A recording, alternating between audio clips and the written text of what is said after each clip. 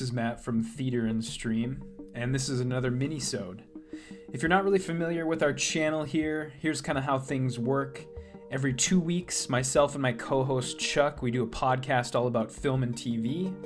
And then in those kind of in-between weeks, we release these minisodes, just like this one, about any number of subjects. And, kind of like a lot of minisodes that we do, today's concerns a subject in film that I'm sort of seeking more clarity on because it's an ill-defined concept. It's a subgenre of film that's been around a lot longer than its official label, and it's probably likely to stick around because they're really, really easy to produce, they're cheap to produce, and they pretty much have a guaranteed return on investment. So what I'm talking about here are geezer teasers. What are they? When did they come about? What goes into a geezer teaser? And what is kind of the best that the genre has to offer? Or does it even have anything worthwhile to offer? Basically, geezer teasers, they have their roots in another film genre, one that's been around a lot longer, what I would call so-called dad movies. Everybody's heard the phrase dad movie. These are films that appeal to men of a certain age, definitely old enough to have children at the very least. They're often action movies, war movies, martial arts movies, or like political thrillers. One thing that you'll notice is that a lot of these films, they span a time from like the late 90s to the early 2000s. That was kind of like the dad movie sort of hot period, I guess. And this is kind of when the term dad movie came into the lexicon.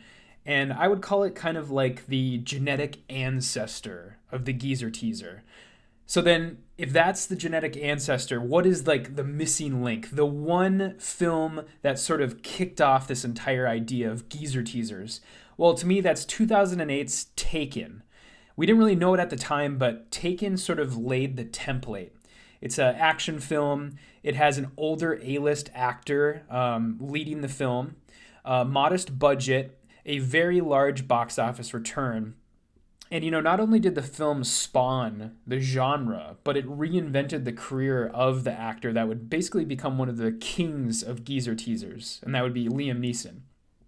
But it would still be like another decade or so until the phrase geezer teaser was even used or coined. But this is kind of where I like to think it started. Oftentimes, though, when we're in the middle of something, we don't really know what's happening until we have the benefit of hindsight. So let's kind of fast forward now to 2020. The first time I can remember the phrase geezer teaser actually being used was sort of referencing the late career films of Bruce Willis.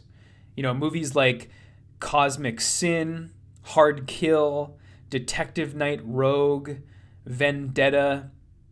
Like the actual term references movies like this that are sort of released either direct to DVD or Blu-ray or direct to streaming as like a VOD rental.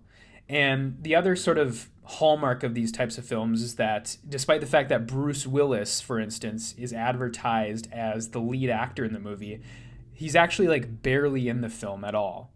And so it kind of tricks people into watching a shitty movie because, of an actor that they like, especially older men. A lot of older men nowadays, they like Bruce Willis. They remember, his heyday in like the late 80s, early 90s. And so you'll often see actors like this, Nicolas Cage, John Travolta, Steven Seagal. And these movies are actually, I've found anyways, they're typically done by these actors because they have significant debts like alimony payments, medical bills, or just like an opulent lifestyle. And so they're sort of forced into doing these really, really shitty films. But geezer teaser purists, there is even such a thing, would sort of argue that the definition stops there. It stops at these Bruce Willis movies. It stops at these Steven Seagal movies. And geezer teasers are exclusively these types of films. But I would sort of argue that the definition has transcended the original meaning. So kind of allow me here to redefine the genre for the year 2025. Geezer teasers are low to mid budget action films that are aimed at males 35 and up whose top billed actor is middle-aged or older. The films, they're often jingoistic, but otherwise completely politically unchallenging. Story elements sort of entail noble men doing noble deeds or some sort of redemption story for the main character. It's usually PG-13 or R-rated, heavy on the violence, heavy on the language, little to no sex. To me, that's kind of the genre. That's what it is expanded to include. And you'll often find with any newer genre, definition evolves over time to cover multiple subgenres.